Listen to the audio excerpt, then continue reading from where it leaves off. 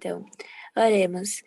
Querido Deus, obrigada, Senhor, por mais um dia em tua companhia, que você possa abençoar mais um treinamento, que você possa nos dar sabedoria para lidar com as pessoas lá fora, que nós possamos ser Jesus para as pessoas e que nós possamos aprender muito aqui hoje. É isso que te peço, não por mais em teu nome. Amém. Amém. Pastor, então os minutos que seguem aí são seus. Beleza. Obrigado, viu, Edson? Bom dia, Calebs. Bom dia a todos vocês. Eu confesso que esse tema, quando eu vou falar de outras crenças, eu gosto bastante porque é um momento em que você compartilha até de experiências, sabe? Eu não sou adventista de berço, né? E eu cresci, minha avó me levando em muitas igrejas e conhecendo, né? Tendo experiências religiosas com outras denominações, com outras religiões em si, né? Então, hoje a gente vai falar um pouquinho sobre como a gente... O primeiro ponto de tudo é que o adventista é chamado de exclusivista. E, de acordo com algumas pessoas, eles têm razão. Por quê? Eu vou explicar para vocês. Deixa eu só ajustar aqui. Isso. Por quê? O adventista, alguns, não oficialmente, não nas doutrinas adventistas, mas alguns, eles têm aquela ideia de que só o adventista vai se salvar. E isso é muito errado, claramente. E de que o adventista ele é o único povo que guarda os mandamentos de Deus nos últimos dias, e que os adventistas são os únicos que leem a Bíblia, o Antigo e o Novo Testamento. Então, já mora o perigo aí, porque você começa a achar que nós somos a única igreja de Deus e que nós somos o único povo de Deus. E a gente sabe que Jesus falou que ele tem suas ovelhas, ele tem pessoas em todos os lugares. A gente não pode, como eu sempre falo para vocês, não podemos limitar o poder do Espírito Santo na vida das pessoas, a conversão das pessoas. Tendo dito isto, claramente a gente tem uma diferença de doutrinas com muitas igrejas. Então, hoje a gente vai falar um pouquinho sobre algumas delas. E também como poder conversar com pessoas de outras religiões, tá? Então, eu começo falando com vocês sobre a primeira delas, que nós vamos falar aqui, que é a Igreja Batista, né? A gente tem muitos batistas no Brasil. Os batistas, eles, há 20 anos atrás, eles eram 30 milhões no mundo. É um grupo muito forte, muito grande. Eles são divididos em mais de 25 denominações dentro tem a Batista do Sul, Batista Renovada, Batista Carismática e assim por diante. Mas existem algumas doutrinas da Igreja Batista que são muito parecidas com a gente e que a gente pode a gente pode se aproximar deles de forma sincera e abordar os temas em comum, os pontos em comum que a gente tem com eles, né? Então, não compensa e não vale a pena quando você for falar com um batista ou qualquer outra crença que eu vou mencionar aqui, você já chegar falando, a não ser com os judeus e os judeus messiânicos, não compensa você chegar e já querer fazer uma discussão sobre o sábado, por exemplo. Porque você começar a conversar com uma pessoa e já começar a falar sobre discordâncias não é um ponto positivo. Não é. O Edson falou aqui sobre os testemunhos de Jeová, né? Salão do Reino, né, de Deus. É impressionante. Foi uma coisa genial que fizeram, de ter chamado ela para ela passar o estudo bíblico sobre a morte, porque nós cremos igual a ela, né? E com certeza a gente poderia chamar os batistas para dar aulas sobre um monte de coisa para nós. Por exemplo, a gente tem algumas crenças doutrinárias parecidas com os batistas. Eles creem na Bíblia como única regra de fé e prática, tá? Antigo e Novo Testamento, né? Inclusive, quando a gente faz a teologia, quando os pastores fazem teologia, muitos dos teólogos que os pastores adventistas leem são batistas, porque eles creem como nós, que a Bíblia é a única regra de fé e prática, tá? É de lá é da Bíblia que a gente tira todas as nossas doutrinas. Os batistas também creem nisso, tá? Os batistas também creem na salvação apenas pela graça. Então, da mesma forma que você prega na Missão Caleb, na sua igreja, que a salvação vem unicamente pela graça, né, pela fé em Jesus, eles também creem nisso. Então, esse é um ótimo ponto para você começar a conversar com o batista, né? Porque, quem sabe, ele tem uma ideia diferente do que os adventistas creem. Eles pensam que a gente acredita que a salvação vem pela guarda da lei, e a gente não crê nisso. Então, é importante, quando você coloca a ideia de que nós somos salvos pela graça, ele vai ficar feliz de saber que nós pensamos igual a ele. Eles também acreditam na mesma coisa que a gente sobre a Trindade, sobre a divindade, né? Então, faz sentido a gente começar a conversar com eles, estabelecendo uma relação, desenvolvendo uma amizade baseada no amor comum em Jesus, não naquilo que a gente discorda, tá? Não naquilo que a gente discorda. Eles também creem, inclusive eles são os pioneiros, a Igreja Batista, eles defenderam por muitos anos, muito antes da Igreja Adventista surgir, eles defenderam o batismo por imersão, né? A gente tem o batismo por aspersão, que é a aguinha na cabeça, né? E a gente tem o batismo por imersão, que é o corpo todo sendo jogado na água e depois, né, voltando, que era o batismo que João Batista fazia. E a Igreja Batista também crê no batismo por imersão. Então, a nossa crença de batismo por imersão veio dos batistas, tá? Uma coisa também importante, eles creem na doutrina da segunda vinda de Cristo. Então, se você falar da segunda vinda de Cristo, eles vão amar, porque é isso que eles creem também. E é algo muito importante. A Igreja Batista, ela surgiu do seguinte, ela surgiu com o pensamento de duas coisas. Primeiro, o batismo por imersão, e segundo, isso em 1600 e pouco, entendeu? Faz muito tempo que eles existem. Batismo por imersão e liberdade religiosa. A gente fala bastante na Igreja Adventista sobre liberdade religiosa, que é o que? A separação entre Estado e Igreja. Os batistas também creem muito nisso. Eles não gostam que misture o Estado, né, o governo e a Igreja, tá? Então, isso é um ponto em comum e a gente sempre fala muito sobre a separação entre Estado e a Igreja, né? Eles têm alguns pontos diferentes da gente, né? Então, os batistas, a maioria dos batistas, eles creem no arrebatamento secreto. Então, a gente não crê no arrebatamento secreto. A gente crê que quando Jesus voltar, todo olho verá, os bons e os maus verão a Jesus no mesmo momento, não haverá segunda chance, né? Eles também creem na imortalidade da alma, né? Eles creem que quando você morre, você vai ou para o céu ou para o tormento eterno, que é o próximo ponto que eles creem. E a maioria dos batistas também creem numa vez salvo, salvo para sempre. Ou seja, uma vez que você aceita Cristo, você nunca mais poderá perder a salvação. Eles creem nisso, tá? É bom saber o que eles creem e o que a gente não crê do que eles creem, tá? Então, eles usam bastante a ideia de que um período a pessoa ela está ainda escolhendo Jesus, mas quando ela escolhe, não tem como ela se perder, tá? Mas eles rejeitam, por exemplo, a maioria dos batistas rejeitam essa ideia de predestinação da alma, por exemplo, que eu vou falar daqui a pouco sobre a predestinação, tá? E eles também creem, a maioria dos batistas creem na santidade do domingo, tá? E que a lei foi anulada por Cristo. Então, essas são as crenças discordantes da nossa igreja, tá? Alguém tem alguma dúvida, alguma coisa que gostaria de falar dos batistas até aqui? Perguntar alguma coisa? Pastor, Pode sobre falar. a Igreja Batista e a Igreja Presbiteriana. São duas igrejas protestantes também, conosco, né? A igreja presbiteriana, eu já vou falar, porque é diferente. Eles creem um pouco diferente dos batistas, tá? Sim, Mas então, eu percebi Pode que é um pouco mais difícil, digamos que persuadir esses membros dessas duas igrejas, porque eles também têm um estudo muito a fundo. Eles não são pessoas tão desinformadas como alguns outros irmãos de outras igrejas, né, que pesquisam menos sobre a palavra de Deus. Sim.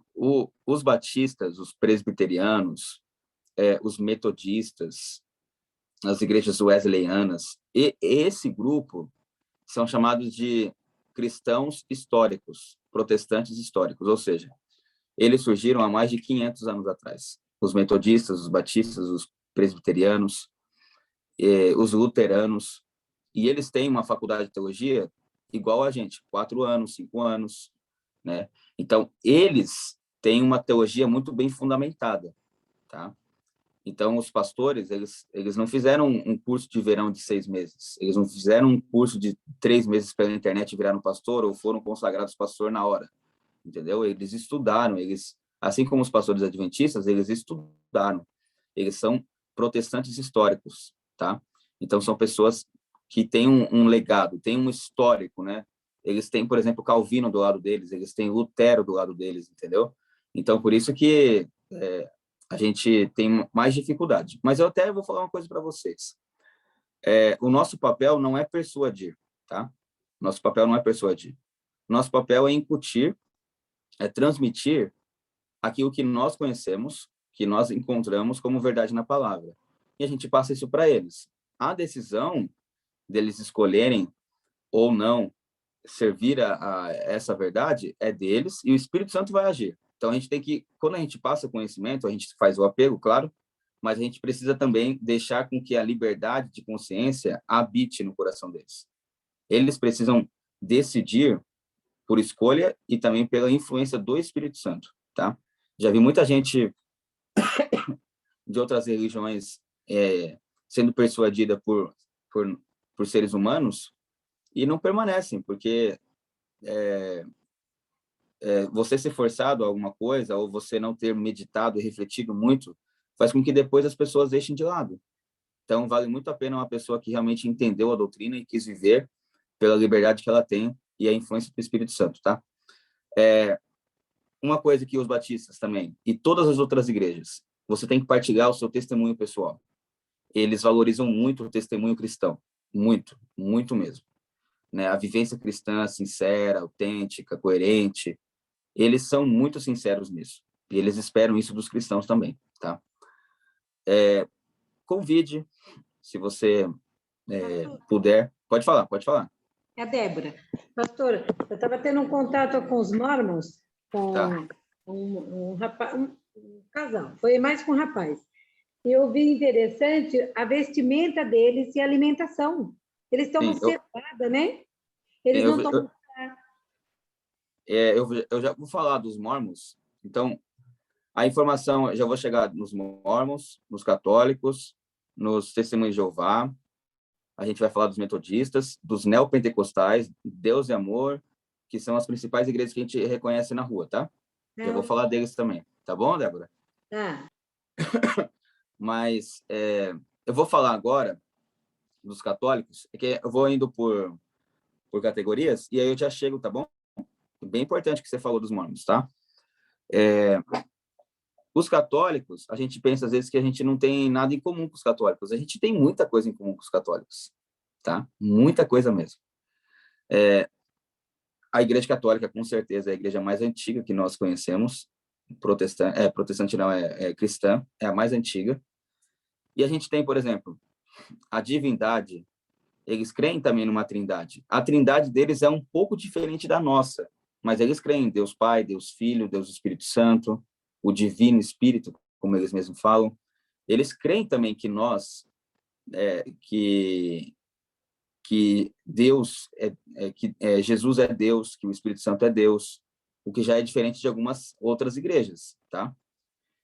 Eles também creem na virgindade de Maria e nós também cremos. Olha que legal, você começar a conversar com um católico e ele descobrir que você respeita a virgindade de Maria.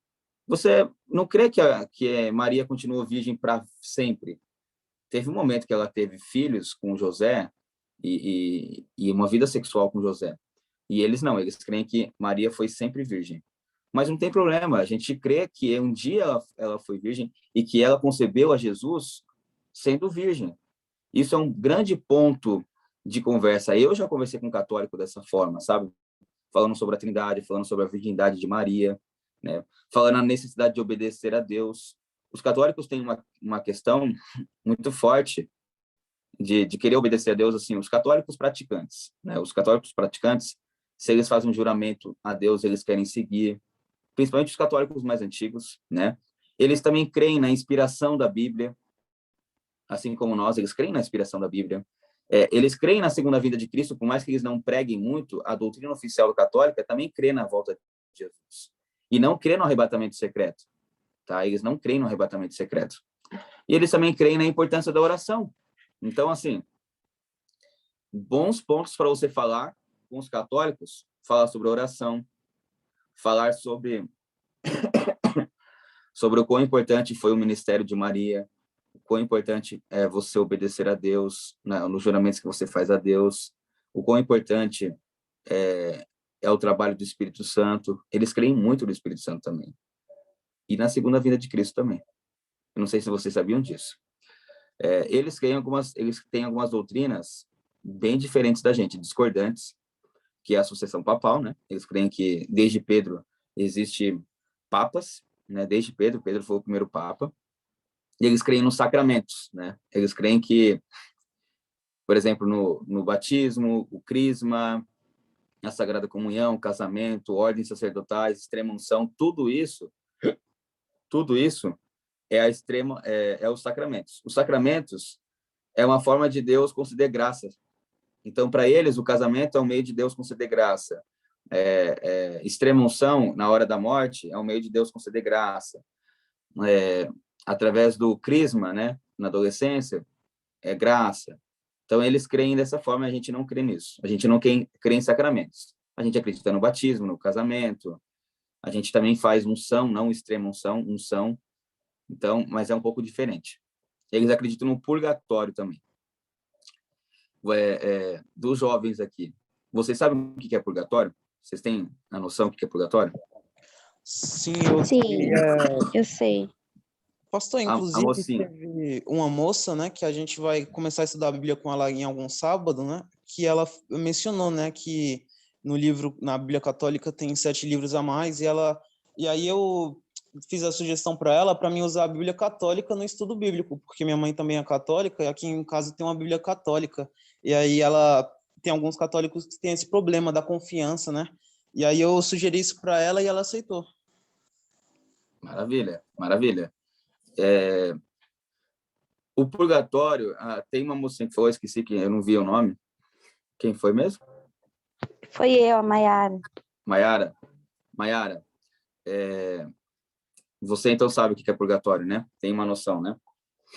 Acho que bastante gente aqui também. Sim. Então, eu não sei quantos aqui gostam de ler ou já leram aquele livro que é bem infanto-juvenil e se transformou em 2 filmes, Percy Jackson. Alguém já leu? Alguém já assistiu? Eu já li. Já li, tem aqui em casa. Então, eu li os 11 livros do Percy Jackson, né? Gosto bastante de livros que falam de mitologia também.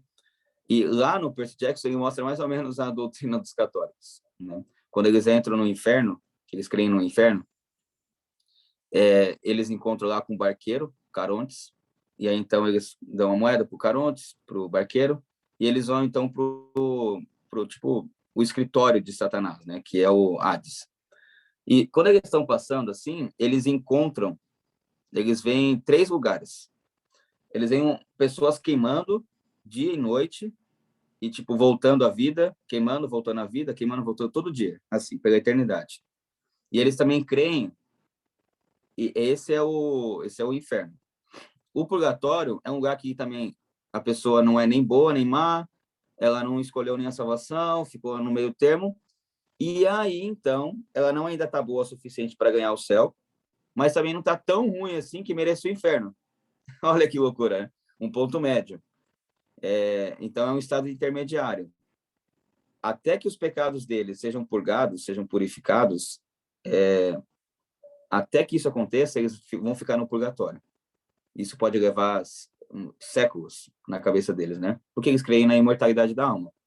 A gente não precisa chegar para os católicos e já começar a falar daquilo que a gente não crê neles, do que eles creem. A gente não precisa falar dos papas para eles. A gente não precisa falar dos sacramentos deles, que é algo muito importante para eles. Não precisa chegar e falar do inferno. Você crê errado, né? A gente não precisa falar da tradição acima da Bíblia que eles creem. Eles têm a Bíblia, eles não creem na sola escritura. Eles creem que a Bíblia é uma revelação de Deus, porém, eles também creem que as tradições, aquilo que o Papa diz tem a mesma autoridade que a Bíblia. A gente não crê nisso, tá? Eles também creem na Imaculada Conceição, né? A Maria sempre virgem. A gente não crê nisso. Eles creem na confissão de pecados, que eles têm que ir até o sacerdote, que o sacerdote é o mediador. Lembra quando a pessoa vai até o padre e confessa para o padre? Então, eles acreditam que esse é o meio, que o padre ali é o mediador entre Deus e o homem. Mas a gente crê no quê? A gente crê que a gente pode orar, de onde nós estamos, a gente vai e ora direto a Deus. Porque Jesus é o nosso mediador entre Deus e a gente. Então, a gente crê que a gente pode orar direto. Eles creem que tem que ir no padre. Mas também é muito interessante a forma como eles fazem, né? Porque eles vão lá e confessam tudo que eles fazem para o padre. É impressionante isso, né?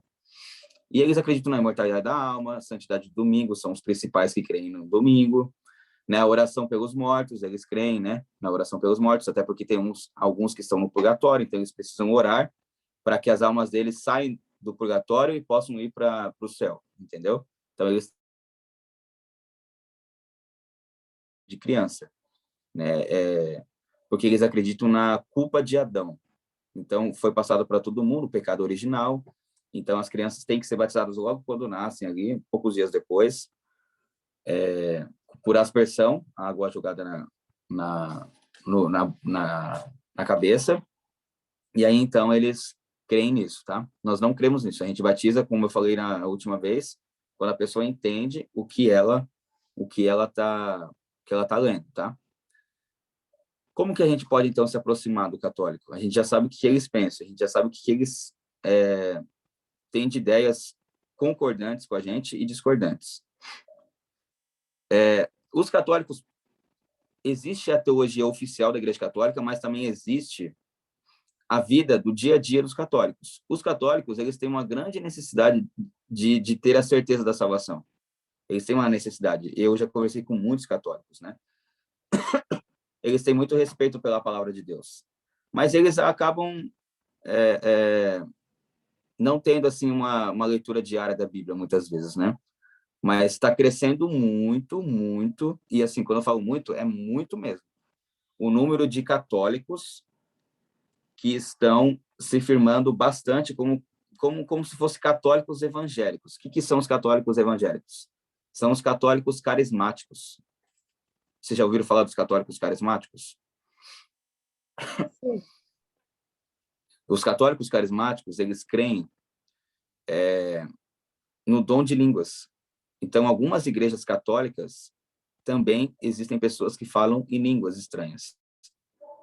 Entendeu? Então, por exemplo, tem a banda católica que eu gosto muito de escutar, chamada Rosa de Saron. Não sei se vocês gostam de escutar as músicas deles, mas eu gosto muito. Rosa de Saron, eles são católicos carismáticos. Em alguns momentos da música, você vai perceber que eles, na hora, assim, eles falam alguma coisa em línguas estranhas, entendeu? Então, os católicos estão crescendo muito como católicos evangélicos. Eles leem mais a Bíblia, eles têm mais respeito pela Bíblia, menos do que as pessoas falam. Definir se a pessoa é católica carismática ou católico tradicional, tá? Se eles são católicos praticantes ou não praticantes. Porque o católico praticante, ele entende muito mais a teologia, entende muito mais das doutrinas. O católico não praticante, às vezes ele não sabe nada do que o católico realmente acredita, entendeu? Ele às vezes não sabe, tá? Uma das coisas importantes para começar com um católico, que o Luiz Gonçalves sempre fez, é você faz com que a pessoa fique entusiasmada quando você vai falar sobre Daniel 2, Mateus 24, os sinais do fim, a predição antecipada da vinda de Jesus, entendeu? Quando você trata sobre a estátua de Nabucodonosor, a história, os católicos gostam muito disso, tá?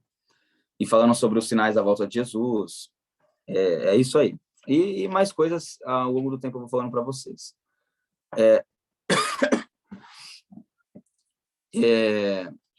Deixa eu tratar aqui agora, deixa eu achar aqui para vocês, como que eu já tinha deixado. Vamos então para os testemunhos de Jeová, né?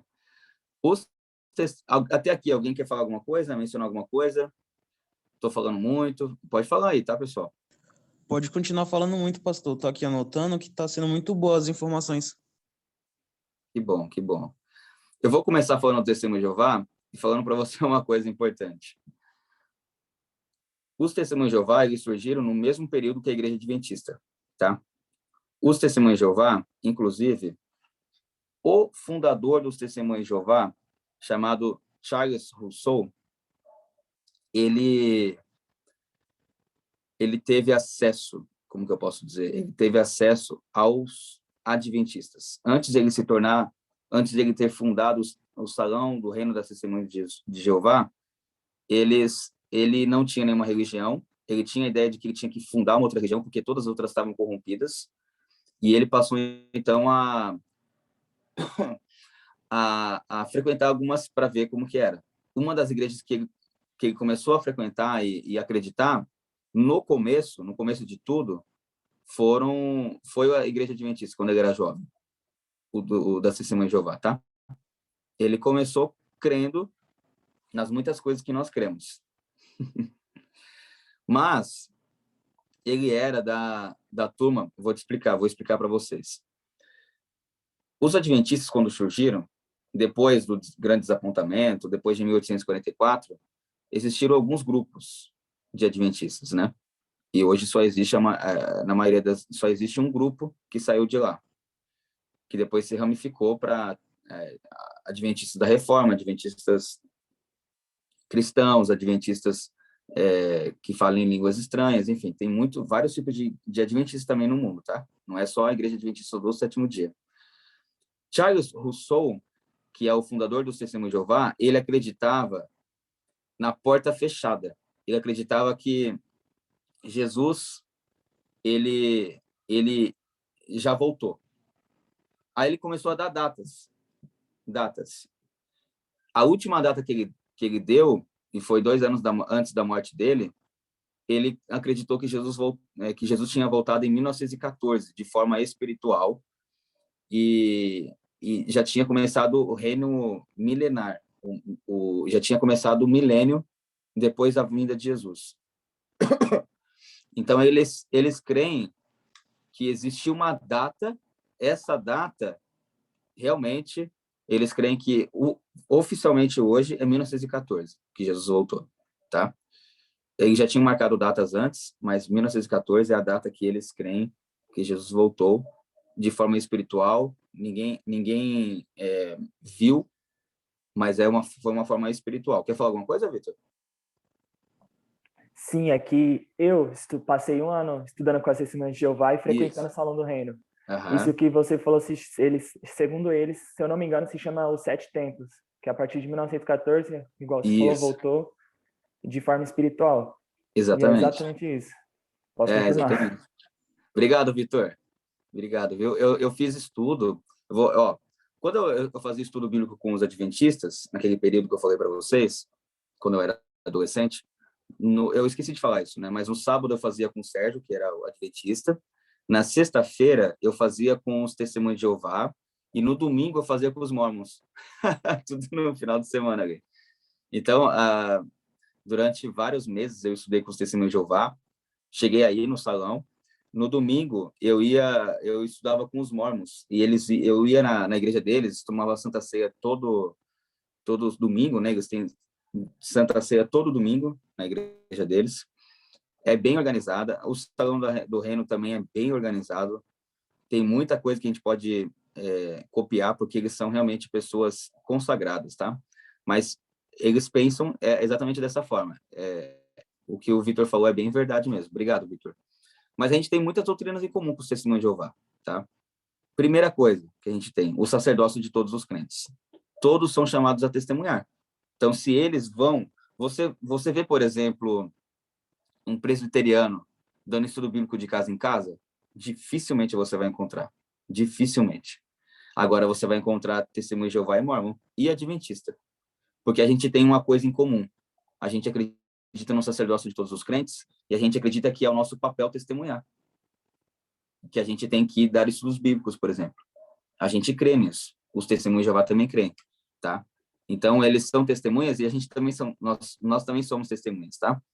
Eles também creem no estado dos mortos, como o irmão Edson falou, né? Que os seres humanos não possuem uma alma imortal e a morte é apenas... Eles creem igualzinho a gente sobre isso. Eles também acreditam no aniquilamento dos ímpios. Eles não acreditam que os ímpios, né, aqueles que não vão ser salvos, eles não acreditam igual nós. Nós não acreditamos que os mortos, eles vão ficar queimando no inferno durante a eternidade, para sempre, milhões de anos. Não, a gente acredita no aniquilamento, que é no momento em que Jesus voltar, vai passar os 1000 anos, depois dos 1000 anos vai ter o juízo final, e no juízo final vai ser decidido todos os casos. Então, aqueles que não foram salvos vão ser aniquilados, vão ser destruídos completamente. Essa é a morte eterna. Não é ficar queimando pela eternidade, entendeu? Não é queimando pela eternidade. Os testemunhos de Jeová também creem nisso, no aniquilamento do fim. Eles também praticam o batismo por imersão, como nós. A maioria das igrejas, muitas das igrejas, também praticam o batismo por imersão. E eles também praticam.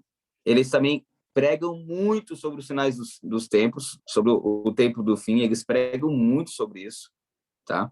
Eles pregam muito sobre Mateus 24. Aquilo que a gente fala sobre a volta de Jesus, sobre os sinais dos tempos, que as condições mundiais revelam o fim de todas as coisas e tal. Eles também pregam isso. Então, olha que interessante. Tem muito ponto para você poder conversar com os testemunhos de Jeová, tá? Agora, sim, existem alguns pontos em discordâncias, né? Então, por exemplo, os testemunhos de Jeová, eles creem que apenas existe um Deus Jeová. Então, eles não creem na Trindade. Eles não creem que o Espírito Santo é Deus. Eles acreditam que o Espírito Santo é uma força impessoal, tá? Que o Espírito Santo é o Espírito de Deus. Ele não é Deus. Ele é o Espírito de Deus, tá? Eles também creem que Jesus é como se fosse um Deus menor, tá? Como se fosse um Deus menor. Quem tem mais autoridade é o Pai. Eu um dia estava conversando com o testemunho de Jeová e eu estava indo receber um estudo bíblico junto com um pastor. Meu pastor, na época, né, eu era membro da igreja, e aí eu fui com o meu pastor. E a gente tava fazendo um estudo com os testemunhos de Jeová, conversando, né? E aí ele já estava em alguns estudos, já tinha chegado a muitos, já estava na questão da lei, né? E aí os testemunhos de Jeová, um dos testemunhas falou assim: mas a lei foi abolida por Cristo. E aí o pastor falou assim: mas a lei foi abolida por Cristo? Mas quem é Cristo para vocês? Porque Cristo para eles como que eu posso dizer? É o princípio da criação de Deus. Ele também foi gerado, ele também foi criado. Então, ele é a primeira criação de Deus para os testemunhos de Jeová, entendeu? É como se fosse um Deus menor. E aí a gente perguntou, mas por que Jesus ele vai abolir uma coisa? Já vou deixar o Vitor falar, tá? Por que Jesus vai abolir algo que o próprio Deus formou, né? Porque um Deus menor pode mudar o que o Deus maior criou. Então, é uma coisa que a gente usou e eles realmente falaram assim, realmente, né? Mas pode falar, Vitor. Então, é só para complementar o que você acabou de falar, que no princípio, segundo o Testemunho de Jeová, era Deus Jeová. Aí a primeira criação de todas foi Jesus, segundo eles, que Jesus seria um anjo, assim como todos os outros, assim como o próprio Satanás. E Jeová mandou Jesus à terra, mandou seu filho primeiro, seu primogênito, primogênito, à terra para morrer por nossos pecados.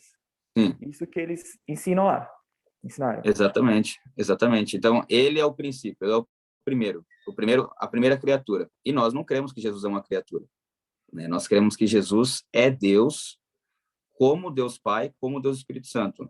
Os três são Deus, a Trindade, tá? Então, eles não creem nisso, eles não creem que Jesus é Deus da mesma forma que Deus Pai é. E eles também não creem no Espírito Santo, que o Espírito Santo é Deus, tá? Às vezes vai sair algum barulho aqui do lado, tá? Eles também creem... Posso fazer uma pergunta? Oi? Pode fazer uma pergunta? Não estou entendendo, Vitor. Deixa, está cortando muito. Eu não entendi. Deixa. Tem alguém falando atrás de você?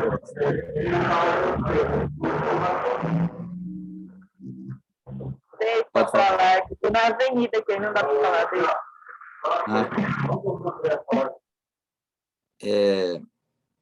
Então tá bom. A santidade do domingo, eles também creem, tá? Eles também creem que a lei foi abolida por Cristo. Eles creem na presença pessoal de Cristo, que foi revelada na segunda vinda em 1914. Pastor. Oi, pode falar.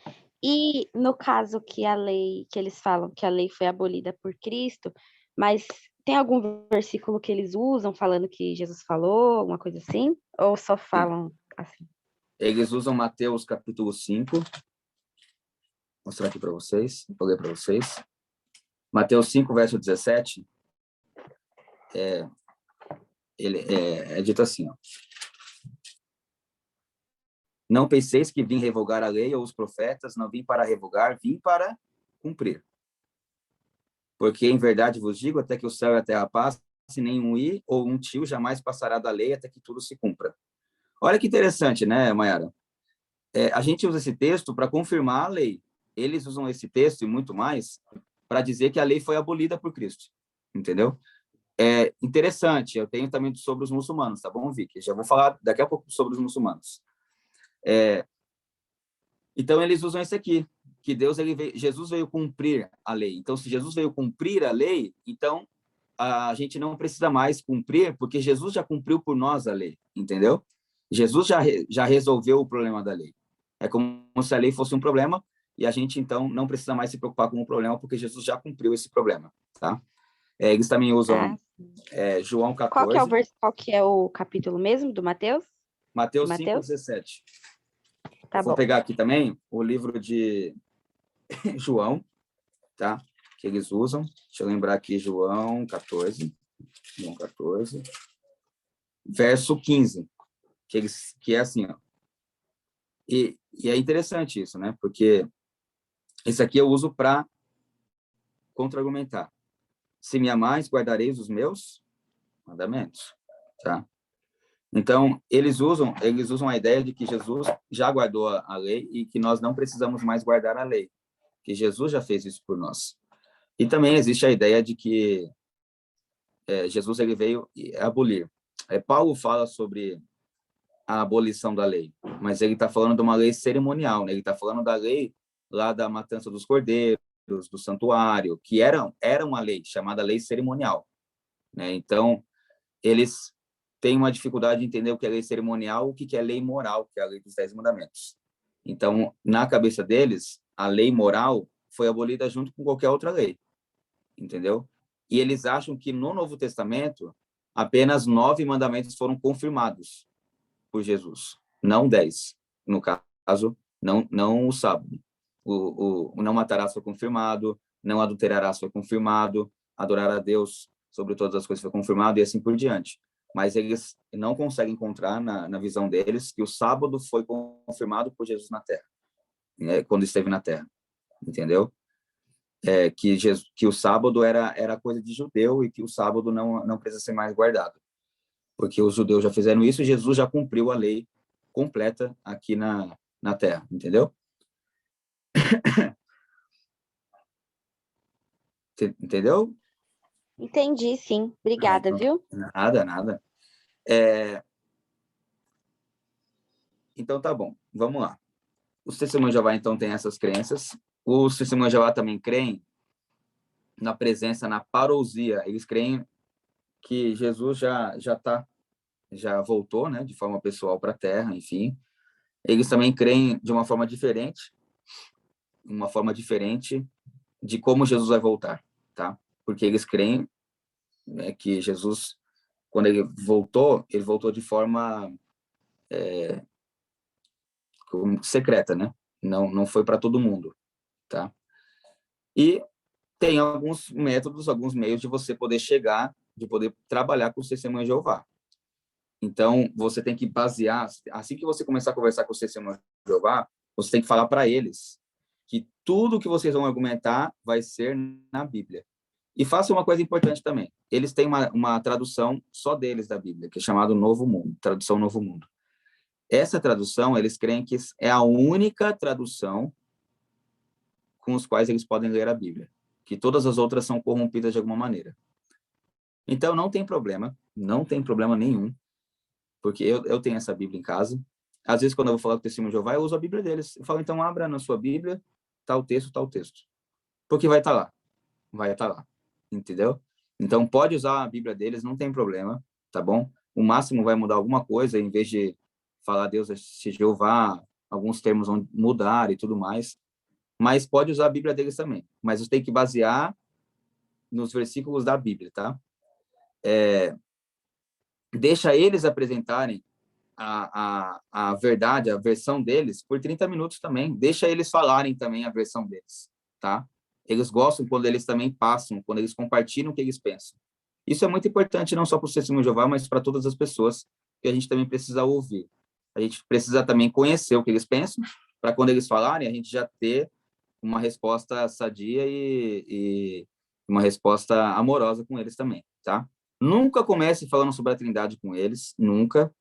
Nunca comece querendo falar sobre... é verdade que Jesus voltou em 1914, não comece falando isso. Pega os pontos em comum lá, mortalidade da alma, a ideia de que o sacerdócio é de todos os crentes, e que é muito admirável o que eles fazem, o trabalho que eles realizam. Né? Uma vez um amigo meu falou assim, ó, os testemunhos de Jeová, os adventistas, a gente poderia ter os pés dos testemunhos de Jeová e dos mormons, o coração dos pentecostais e a mente dos adventistas. Eu achei bem interessante isso, porque realmente os testemunhos de Jeová, os mormons, eles batem nas casas, eles são muito missionários, isso é um ponto muito positivo. Sempre quando você for falar com eles, fale da admiração que nós temos com esse trabalho deles, e que a gente também tem esse trabalho. Fale também sobre o quanto eles são importantes na pregação do evangelho, porque eles também estão pregando a Jesus Cristo, né? Então, isso é importante. Eu vou tratar aqui com vocês alguma dúvida, alguma coisa? Podem falar, tá, pessoal? Fiquem à vontade para falar. Talvez eu vou falar alguma coisa aqui para vocês que vocês não saibam, porque a gente tem os muçulmanos, né, que são chamados de maometanos ou islamistas. A gente tem muita coisa em comum com os muçulmanos também. Muita coisa. E tem algumas coisas discordantes. Os muçulmanos estão crescendo muito no mundo, tá? Existe a ideia de que na Espanha, daqui a alguns anos, os muçulmanos vão ser 80% da população da Espanha, 70% de Portugal e assim por diante, que já são um país católico, né? Então, já está crescendo absurdamente e muitos muçulmanos estão migrando para o Brasil também. Então, não é difícil você encontrar um muçulmano hoje, tá? Não é difícil. Então, os muçulmanos, alguns pontos em comum com a gente, né? Os muçulmanos, eles creem num Deus todo-poderoso. Alá é o único Deus, onisciente, cheio de amor, tá? Eles dão o nome de Alá e nós, Deus, mas não muda muito isso, tá? Eles também acreditam no juízo final, assim como nós. Eles aceitam o fato de que os seres humanos, eles são moralmente responsáveis pelas suas ações. Isso é muito importante, porque outras religiões não creem nisso, que o ser humano é responsável pelas suas ações, pelos seus pecados. Os muçulmanos acreditam nisso. Eles acreditam que haverá um juízo final, prestação de contas perante Deus. Eles também creem nisso. Eles também creem, olha que legal, os muçulmanos também creem na ressurreição final dos mortos, por ocasião da volta de quem? Do Messias. Os muçulmanos também creem na ocasião da volta do Messias, tá? Que eles chamam de outro nome. Eu esqueci o nome que eles chamam, mas se alguém souber pode falar para mim, eu esqueci. Mas eles creem também que virá um Messias e que haverá a ressurreição final dos mortos. Interessante, né? Os muçulmanos, eles também dão grande ênfase de assistência e ajuda aos pobres. que a igreja adventista cuida, assim, tem que muito a melhorar, claro, mas a adventista tem a assistente social ASA, né, a ADRA, por exemplo, a Missão Caleb está lidando com pessoas que precisam, que necessitam. Então, isso, eles dão muito valor, tá? A assistência social, eles dão muito valor, os muçulmanos. Eles também priorizam muito a oração. E digo que pode ser que eles priorizem mais a oração do que nós mesmos, tá? É um ponto muito positivo para eles. Os muçulmanos, eles proíbem o álcool, jogos de azar, carne de porco. Não sei se vocês sabiam, mas os muçulmanos não comem carne de porco. E os muçulmanos, aqueles que seguem a religião, eles também não comem carne de porco e nem usam álcool, não se utilizam de álcool, tá? Eles valorizam a obediência a Deus, tá? E eles também acreditam na controvérsia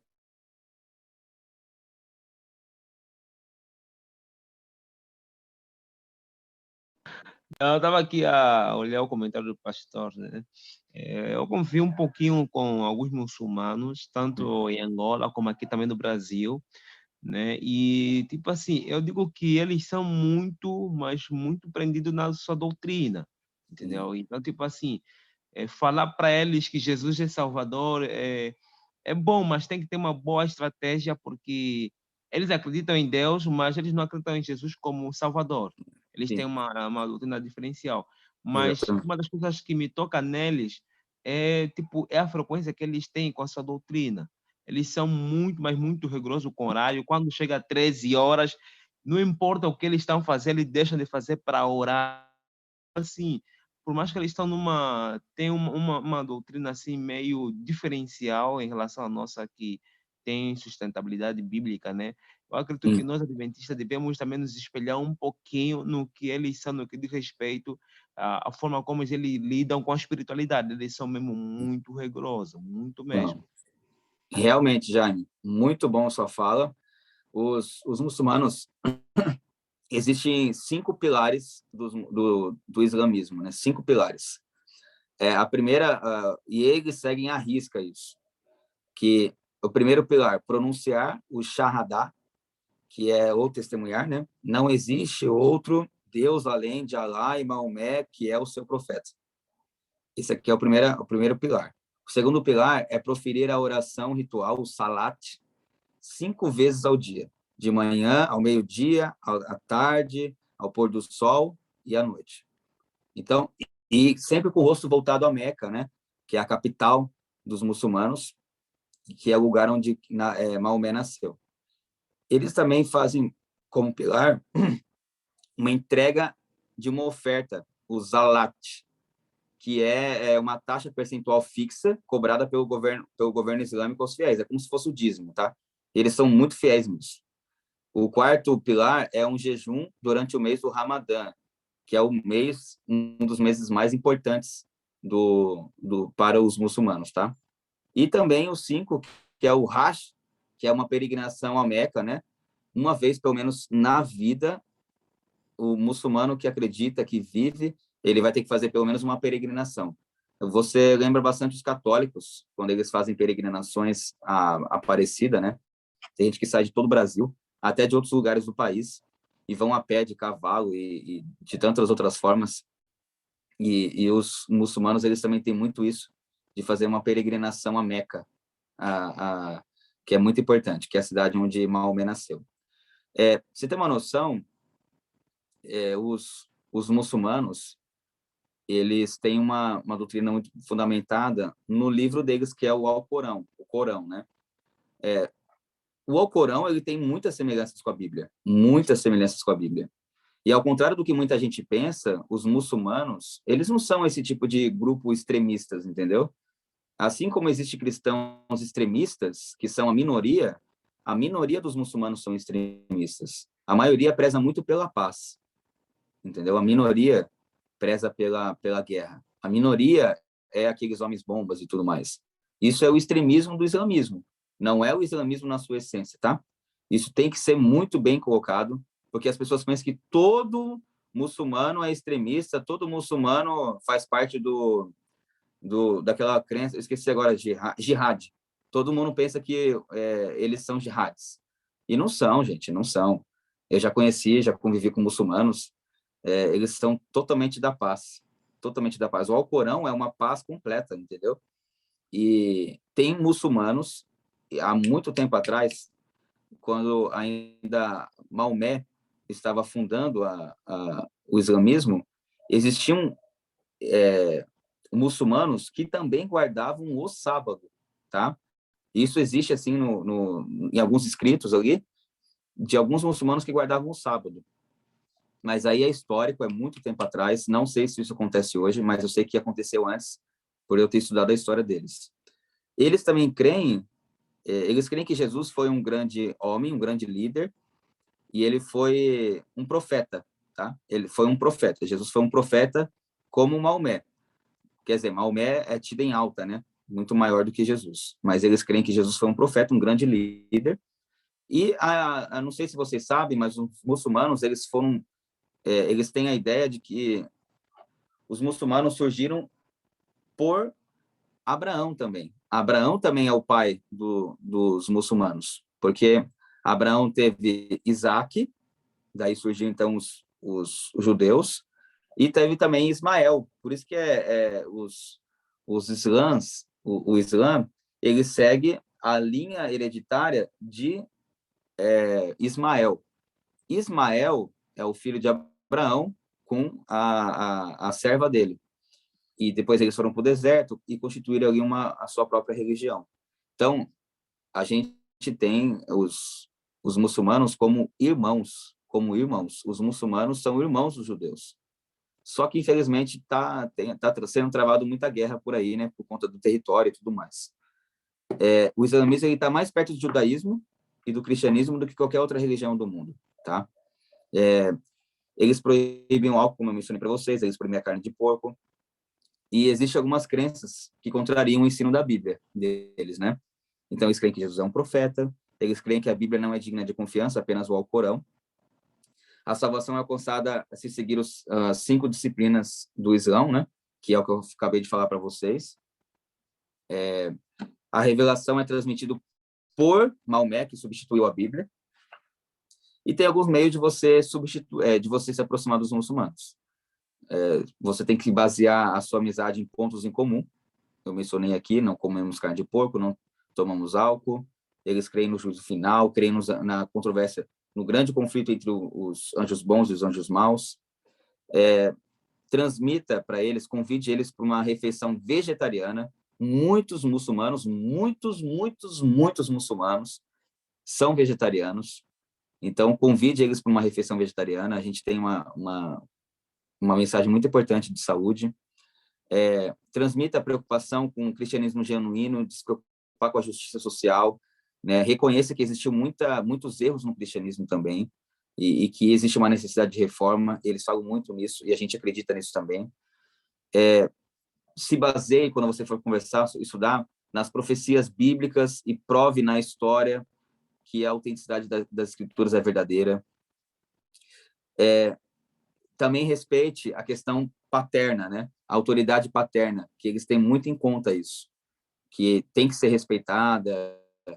Demonstre respeito pelo chefe da família, eles têm muito isso. Então, por favor, não desrespeite o seu pai na frente de um muçulmano, não desrespeite a sua mãe, não desrespeite o mais velho, porque isso vai ser um dos maiores desserviços para a obra de Deus perante um muçulmano, tá? Entregue livros para eles depois de ter feito uma amizade. Por exemplo, Patriarcas e Profetas e Reis de Ellen White. Eles gostam, tá? Eles gostam desses livros, porque são livros que falam sobre os patriarcas que eles creem também, tá? É muito legal isso. E dá um testemunho pessoal de como você foi salvo pela graça. Como foi o plano de salvação da sua vida, depois de ter conversado com eles e tudo mais.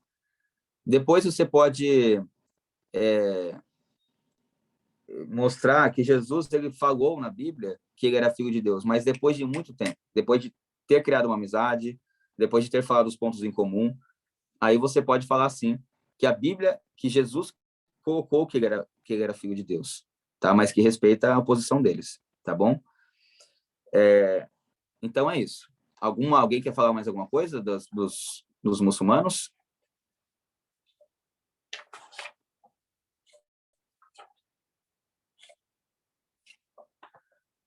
Além dos muçulmanos, não sei se está... Deixa eu ver que horas são aqui. Tá. Vocês querem que eu continue? Ou já tá bom? Tem os judeus aqui para falar? Oi, pode falar. Eu tenho uma dúvida sobre os espíritas. Tá, Queria que o senhor falasse um pouquinho deles. Tá. Eu ia falar sobre... Pode falar.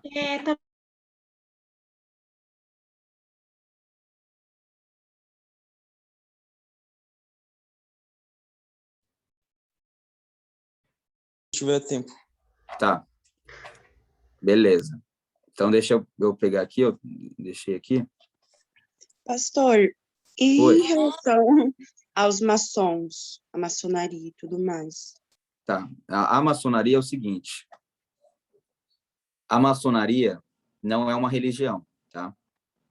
Pelo que eu já estudei e conheço alguma coisa sobre os maçons, a maçonaria, a pessoa ela precisa ter uma religião, pode ser protestante, pode ser católica, mas ela tem que ter uma religião, ela tem que ser uma boa pessoa, tipo assim, perante a sociedade, na comunidade, né?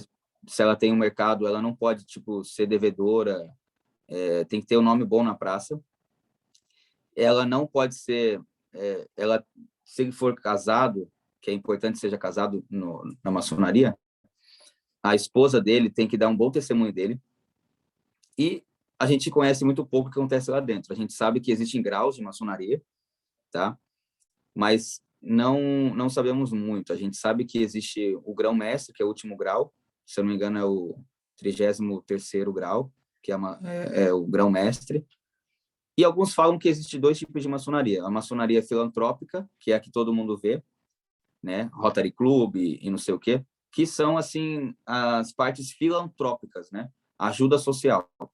E tem também a maçonaria, que é a teoria mesmo, a questão satânica mesmo, que só conhece quem passa do estágio de grão-mestre para cima lá, que já tem a ver com bode, não sei o quê.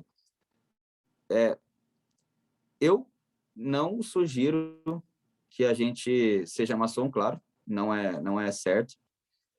Por quê?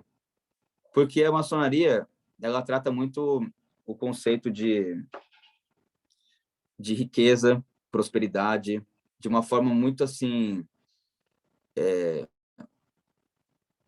deixam Deus de lado da jogada, entendeu? Eles acreditam no grande arquiteto do universo, que é o Gadu, só que é uma sociedade secreta.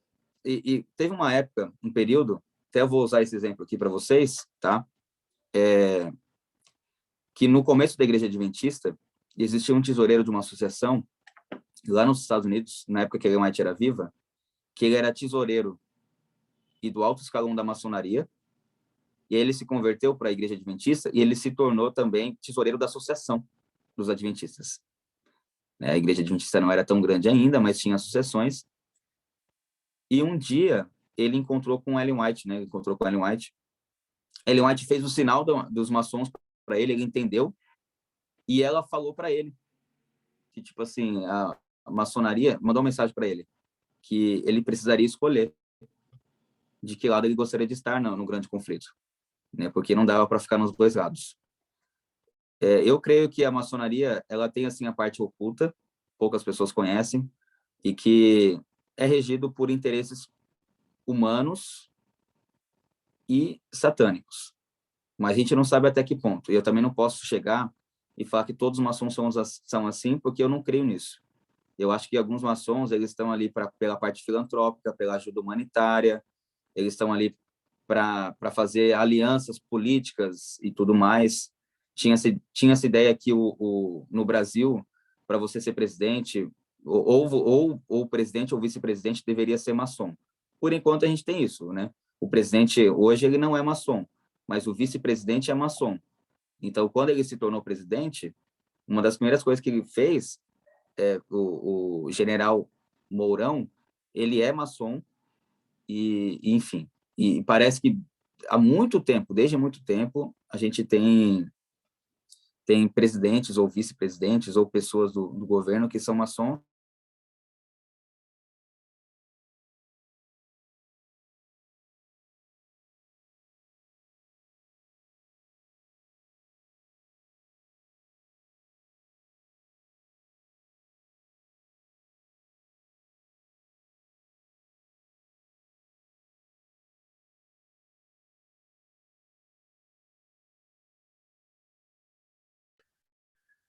Duda, né? Ajudou sim, obrigada. Isso. Com respeito, quem tinham falado dos mormons, né? Vou falar dos mormons aqui para vocês. Fora que também tem algo muito importante, né? Que são os ex-adventistas do sétimo dia, né? É importante a gente falar também. Pastor? Oi, pode falar. A aula está bem interessante, né? Então, até uma proposta, como tem alguns outros aí, grupos, né? Edson. Ah, tá. A minha conexão hoje está meio instável. Voltou? Oi. Tinha me ligado Voltou? aqui, aí travou aqui. Mas vocês querem fazer um ponto 2? Ah, tá. Isso que eu ia falar. De repente, propor a gente dar continuidade nesse assunto, já que está bem interessante, né? A gente continuar amanhã, talvez, abordar esse último segmento religioso e amanhã a gente continuar. Amanhã a gente pode continuar sim. A gente pode tratar os ateus, os existencialistas, que são muitos. A gente pode tratar dos ex-adventistas do sétimo dia. Os pentecostais, né? Os pentecostais, que é importante, tá? O povo hoje, o maior número de pessoas que vivem hoje, não são católicos mais no Brasil. São neopentecostais. Pode ver. Em cada 10 casas que você vai encontrar 4 católicos, mais ou menos, e dos 4, 2 não praticantes, e o resto tudo neopentecostais ou sem religião. Entendeu? Tudo pentecostais, tá? Porque os pentecostais, eles vieram com muita força no Brasil, muita força. Nós somos o país mais pentecostal do mundo, né? Então, é interessante. Mas vamos falar do último aqui, pode ser, pessoal? E aí amanhã a gente fala do restante, pode ser, pessoal? Pode ser, sim. É até melhor por causa do horário, tá meio apertado. Então tá bom, gente. Aí quem sabe vocês também falam para mais pessoas para participar aqui, tá bom? Os mormons, vamos lá. Eu tive um estudo completo dos mormons. Eu li metade dos livros do livro dos mormons. E eu falo isso porque eu estava bem assim, querendo mesmo conhecer os mormons há muitos anos, quando eu não era adventista, e me chamava muita atenção. Os mormons, eles foram fundados por um homem chamado Joseph Smith. E ele foi formado também, pasme você, no mesmo período que a Igreja Adventista se formou. E ele também, Joseph Smith, também teve contato com os adventistas. Também teve contato, tá? Ele tinha a ideia de que nenhuma igreja poderia... agora estava transmitindo na época dele a verdade, que todas as igrejas estavam corrompidas, para ele não se juntar a nenhuma igreja, e que ele deveria fundar a Igreja de Cristo na sua plenitude. Então, ele recebeu as placas do anjo Moroni, que é um anjo, e esse anjo Moroni entregou as placas, né? Essas placas continham, então, ali o livro dos mormons,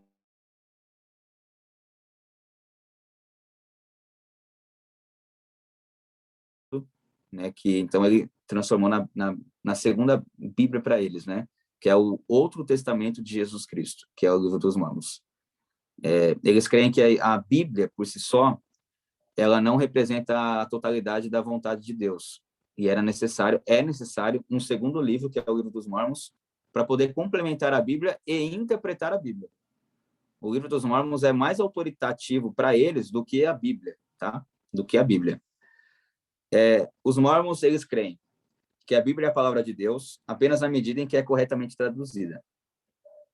Eles também creem que o homem pré-existia com Deus como alma imortal antes de ser criado.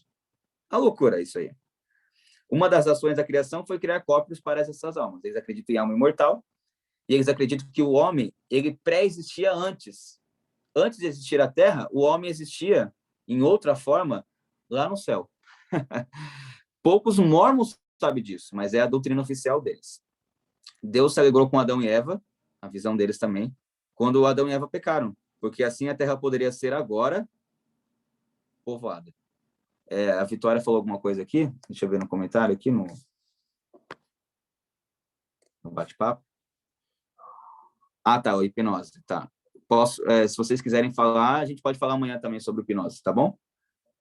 É bem importante falar sobre hipnose.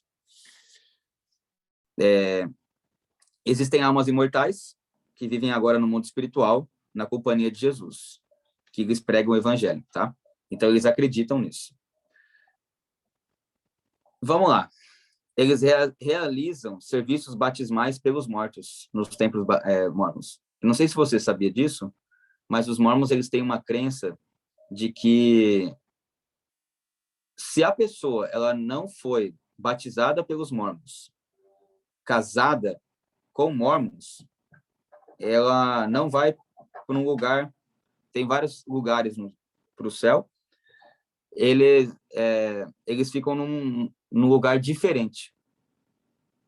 Existem lugares diferentes no céu, como se fossem níveis, estágios, e aí então eles creem que se a pessoa não for batizada pelos mormons, ele já não alcança o local onde Jesus está, na companhia de Jesus. Então é necessário batizar os mormons. Então a família muitas vezes fala assim: nossa, não deu tempo da pessoa se batizar, ela morreu antes, não sei o quê. Eles realizam o batismo dos mortos, colocam uma pessoa viva na hora do batismo, e a pessoa batiza pela pessoa que está morta. E eu já vi isso acontecendo. E também o casamento dos mortos. Eles realizam um casamento dos mortos. Entendeu? Eu não estou falando aqui... Oi, pode falar. Mas quando a pessoa é batizada por algum falecido, como que ela fica? Ela se batiza depois ou não sei? Geralmente a pessoa já é batizada. A que foi batizada, ela já é batizada. Ela só serviu como um corpo para a pessoa que já está em outro lugar, entendeu? Que já morreu. Para que ela alcance o céu. Entendi. Entendeu? Eles creem, os mormons, tá? Doutrina oficial. Eu não estou falando nada do que é teoria da conspiração. Estou falando que é doutrina oficial, que está nos livros oficiais deles, tá? Que Jesus se casou com Maria, com Marta e com a outra Maria nas bodas de Canaã. Eles acreditam que Jesus teve várias mulheres, tá? E isso você pode ver num lugar chamado Jornal dos Discursos, volume 4, página 259, do primeiro presidente depois que Joseph Smith morreu, chamado Brigham Young. Então, que é autoridade também para os mormons, tá? Eles aceitam a poligamia, o casamento dos múltiplos, onde a lei permite, onde a lei do país permite. Então, eles acreditam em vários casamentos, que a pessoa pode ter, os homens podem ter várias mulheres, né? Então, eles creem nisso também, tá? Inclusive, o fundador dos mormons, Joseph Smith, ele teve várias mulheres, tá? Porque na época ainda a poligamia era aceita, né, em Salt Lake City, que é onde existe os mormons, onde tem a sede mundial dos mormons, tá? O casamento deve ser selado pela eternidade em um templo mormon, né? E há 3 níveis de céu, como eu estava explicando para vocês: o celestial, que é onde os mormons fiéis ficam; o terrestre, que é onde vai os mormons menos fiéis; e o telestral, que é a ideia de que para os outros que serão servos. Então, existem 3 céus, tá? Na essência, toda a humanidade receberá a vida eterna. Na essência dos mormons, todos receberão a vida eterna. No entanto, alguns se tornarão servos de outros. Entendeu? É bizarro, é bem bizarro. Mas eles creem nisso, tá? 3 níveis de céu. Todos vão para a eternidade. Mas o que eles estão em busca é que as pessoas vão para o primeiro céu. Que o primeiro céu é para os mormons mais fiéis, tá? E depois tem o terrestre, que é os mormons menos fiéis, e o telestral, que é para os servos, que vão servir os outros 2. A gente tem algumas doutrinas em comum com os mormons, tá? Os mormons são fiéis dizimistas, bem fiéis mesmo, tanto que você pode ver as igrejas como são formadas, você não vê uma igreja menos bonita do que outras, né? Todas são bonitas, todas são muito organizadas, né? E são fiéis dizimistas. Eles se preocupam com a saúde, evitando o uso de álcool e fumo, tá? Eles evitam bastante o uso de álcool e fumo. Eles têm essa mensagem de saúde também. Eles também defendem o conceito de dom de profecia na igreja de hoje.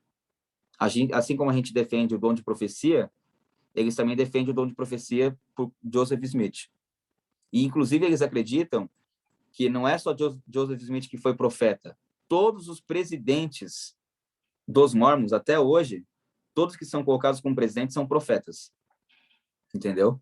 Que têm autoridade sobre a Bíblia e autoridade sobre os livros dos Mormons. Eles também acreditam no batismo por imersão, e eles também defendem a ideia de que as organizações religiosas de hoje são a Babilônia caída, e que o cristianismo necessita de uma reforma, né, voltar aos ensinos do Novo Testamento. Eles também creem nisso. A gente crê também na Babilônia, né? Mas não tanto quanto eles. Eles creem mais ainda, porque eles creem que eles são os únicos depositários da verdade. E só o livro dos Mormons que pode, então, conter neles a verdade. É um perigo para nós, adventistas, usarmos Ellen White da mesma forma que Joseph Smith é usado por os Mormons. A gente não usa Ellen White da mesma forma e não devemos usar. Ellen White não substitui a Bíblia e ela não é autoridade para interpretar a Bíblia, tá? Ellen White de usar a Ellen White da mesma forma que os Mormons usam Joseph Smith. E a gente não pode usar. A Bíblia é a nossa única regra de fé e prática. As nossas doutrinas vêm todas da palavra de Deus e não de Ellen White, tá? Fique muito claro isso, porque nisso aí a gente difere muito deles, tá? E eles têm essas ideias, né, de Bíblia mal traduzida, batismo pelos mortos, domingo como dia de adoração. Eles guardam o domingo de verdade, não como muitos católicos guardam, né? Eles realmente guardam o domingo como nós muitas vezes guardamos o sábado, tá? Eles acreditam na imortalidade da alma. Como que a gente pode se aproximar dos Mormons? Estabelecer laços de amizade. Convide para uma refeição. Os Mormons, eles têm muito laços familiares. Eles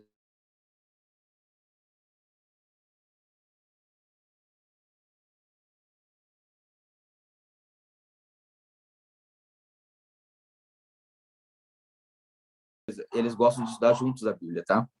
Apresente o estudo sobre a inspiração da Bíblia, a inspiração, como a Bíblia foi inspirada por Deus, para eles entenderem que dá para confiar na Bíblia. Dê o próprio testemunho pessoal de conhecimento de Jesus Cristo. E após, assim, umas 3, 5 semanas já de estudo, apresente o verdadeiro Cristo. Depois de tudo, vocês podem apresentar a Jesus dessa maneira também, tá? Então, eu fico por aqui por hoje. Alguém tem alguma dúvida dos Mormons? A irmã ia falar alguma coisa dos Mormons. Se quiser utilizar hoje também, quiser falar agora também. Irmã, para complementar. Alô? Tem alguém aí? Estou sozinho? Não, tô aqui também. Mas eu não quero falar mais nada, não. Então, achei tá muito interessante. Oi? Os Mormons, eles têm uma ideia muito firme da religião deles também, tá? Dificilmente o Mormon vai virar católico ou evangélico. E eu não consigo ver. Eu vejo até o Mormon virar adventista. Mas eu não consigo ver o Mormon virando católico, evangélico, protestante. Eu não consigo... O Mormon que se batizou, que é firme na doutrina dele, tá?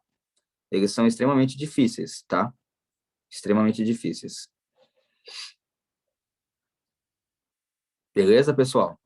Se tiver alguma dúvida, se quiser mandar por mensagem, por WhatsApp, ou perguntar na igreja hoje, entendeu? Aí você pode perguntar que eu vou estar lá para poder responder, tá?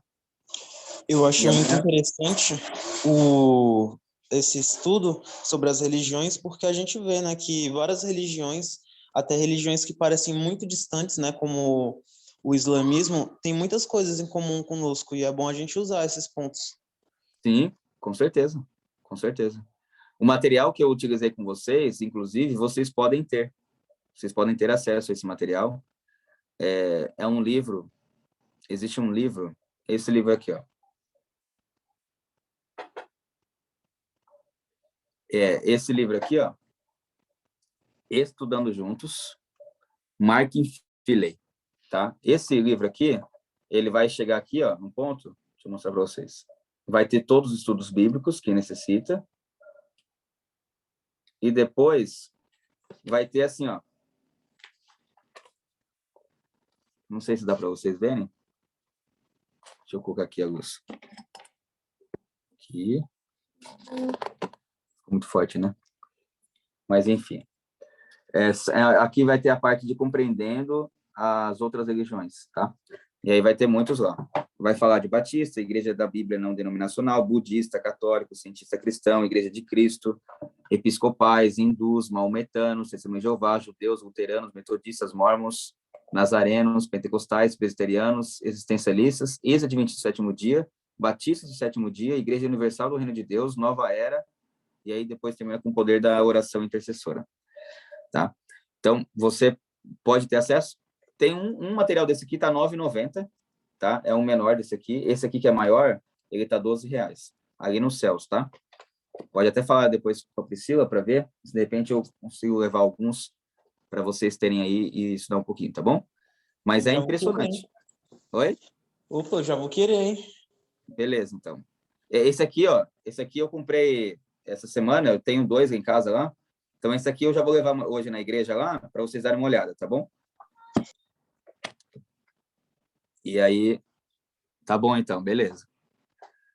Então, faz o seguinte, pessoal. Deixa eu ver aqui. Eu consigo, isso aqui vai ser uma oferta minha para a missão, uma oferta minha de verdade. Eu consigo levar 10, tá? 10 desse aqui, o do menor, que é R$ 9,90, eu vou levar, tá? 10 desses aqui e vou levar na igreja lá também, tá bom? E aí, quem sabe fica em dupla, e aí vocês vão lendo e percebendo. Eu vou levar 10, tá? Levar 10 lá para a igreja hoje, e aí vocês... Eu vou deixar com o Edson, tá bom, Edson? E quem participar hoje e amanhã, a gente completa aí, para quem participou também, a gente vai prover para eles também. Então, quem esclareceu e a gente completa o restante. Porque é benção, viu, gente? É benção. Aqui tem todos os estudos que é necessário. Ó, vai falar fatos acerca da Bíblia, a evidência da inspiração da Bíblia, origem do pecado, profecias messiânicas, salvação, confissão e o perdão, revelando o futuro da Europa, juízo, lei de Deus, enfim. Todos os estudos que você puder imaginar, de um dos maiores evangelistas que a Igreja Adventista já teve, que é Mark Philley, tá? Ele não fala só na teoria, não. Ele sempre pregou isso aqui para todo mundo, tá? Então, é muito importante. Pastor, deixa eu até confessar algo. Eu tenho um desse de bolso, né? Que alguns estudos ele tá no meu bolso. E já aconteceu de alguém fazer uma pergunta, eu tangivezar um pouco, eu vou no banheiro ali, já volto. E eu peguei o meu livrinho lá, dei uma olhada lá e voltei. Aquele assunto que nós estávamos falando agora há pouco, vamos falar um pouco mais sobre ele. É um guia assim muito rico, né? Assim, ele ajuda bastante assim na hora quando você estiver fazendo visitas, dando estudos bíblicos, dando acompanhamento com alguém. É isso aí. Obrigado. Tem outro livro também que acho que foi o primeiro livro que minha conexão tá horrível, né? Ainda tô aí? Eu voltei, ainda tô por aí. Voltou. Tá, minha conexão hoje tá horrível. Já resetei o modem algumas vezes. Mas tem um outro livro de um autor chamado George Vanderman, que é assim, o que eu gosto nos metodistas, batistas, católicos, né? É um livro assim também bem interessante. Se você tiver oportunidade, se eu não estou equivocado, você consegue até o PDF dele na internet, se você quiser se aprofundar mais nesse livro. Amém. Mas, pastor, obrigado aí por esse momento e já estamos aí ansiosos aí pela segunda parte aí desse estudo. Com certeza foi bem enriquecedor. Amém. Vamos continuar então, e amanhã, né? E aí a gente, não sei se é amanhã mesmo, Edson? Amanhã, pode manter amanhã. Travou? mas acho que é Voltei? amanhã. É Voltei amanhã já. mesmo, né? Você está falando, né? Isso, Tá, isso. O beleza. senhor nos pede com uma oração, por gentileza? Vamos orar, então? Querido Deus, nós te agradecemos por esse tempo que passamos estudando, buscando a Ti e discorrendo aqui sobre as principais crenças dos nossos outros amigos de outras religiões. Que o Senhor continue dando sabedoria a cada um deles, dê sabedoria também aos nossos Calebes, para que a gente consiga transmitir a Tua verdade na sua essência e também de forma sincera e verdadeira. Amém. Nos abençoe para que sejamos amigos realmente, sinceramente das pessoas, para que elas sintam realmente que nós estamos preocupados, todos nós sejamos salvos um dia. Busque, Senhor, por favor, nosso coração, nos leve sempre para caminhos de verdade, caminhos de paz, e que ao falarmos com as pessoas, elas possam enxergar o Senhor na nossa vida. Por favor, nos dê um dia na tua companhia, um dia agradável, um dia em que possamos falar de Ti para as pessoas, em nome de Jesus, amém. Amém. Amém. Valeu, pessoal. Falou, pessoal, até daqui a pouco. Falou, até daqui a pouco. Tchau, Falou. até. Tchau, Tchau, até a noite. Tchau, pessoal. Até. Até mais.